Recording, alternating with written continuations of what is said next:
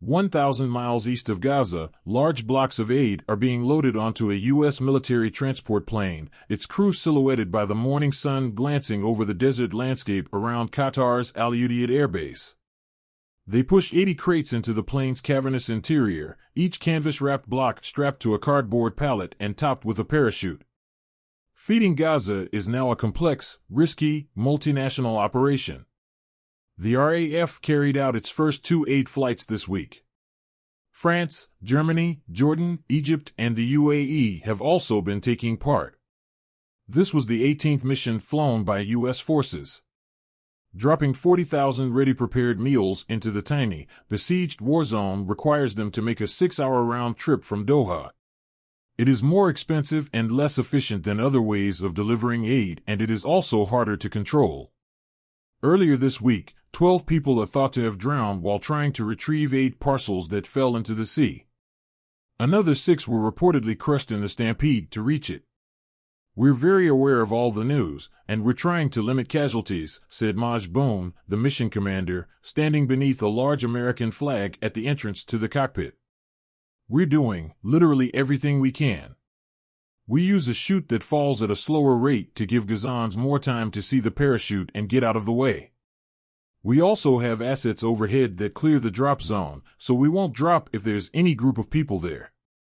He said they mapped the route carefully, aiming to land the aid in safer, open spaces along the Gaza coast, but dropped the parcels over the sea so that crates with malfunctioning parachutes would drop into the water, rather than on buildings or people. None of that is easy. A heavy military cargo plane can be heard for miles around, meaning crowds quickly gather to follow it. Desperation leads many to take enormous risks to retrieve the aid, and many come away with nothing. Hamas has reportedly demanded a halt to airdrops as casualties have grown, calling them useless and a real danger to the lives of hungry civilians. The risks are increased by the lack of any organized distribution of the aid once it hits the ground. As we swing down low over Gaza, the plane ramp opens to reveal the outskirts of the Strip's devastated capital city, its remaining tower blocks jutting up like lone, naked teeth. American food parcels are being targeted at places where American-made weapons have already made their mark. The roads beneath us along the coast were busy with people and vehicles, moving quickly in the same direction, apparently racing the plane. We watched as the parachutes slipped quickly out, shrinking to specks in seconds. Many hung over the water, but 2, their parachutes stalled, crashed straight into the sea. "It's not perfect," said U.S. Air Force spokesman Maj Ryan DeCamp when asked whether aid drops were the best approach to Gaza's hunger crisis.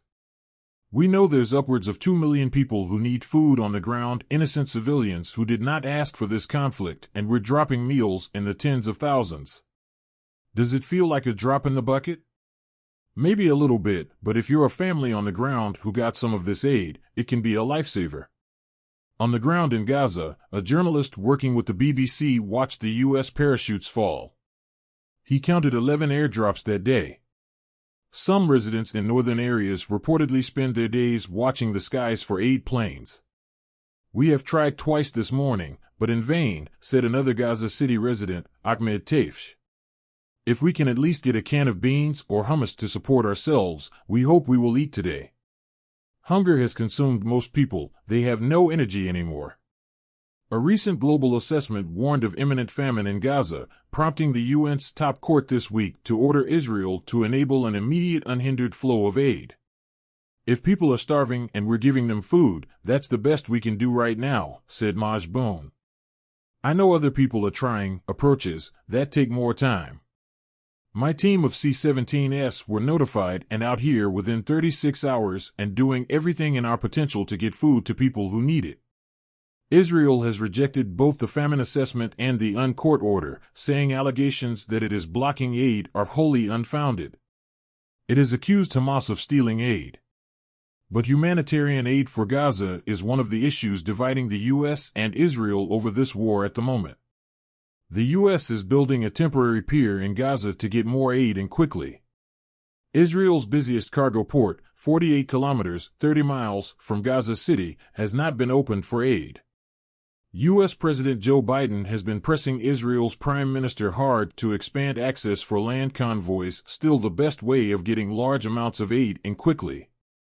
Scenes of sick, malnourished children dying in Gazan hospitals are shifting electoral politics in America, but he has so far been unwilling to use U.S. arms supplies as leverage to drive his demand home. Aid flights are multiplying among Arab and Western nations. Risky and inefficient, they drop small amounts of food into a desperate population. They are an eye-catching last resort.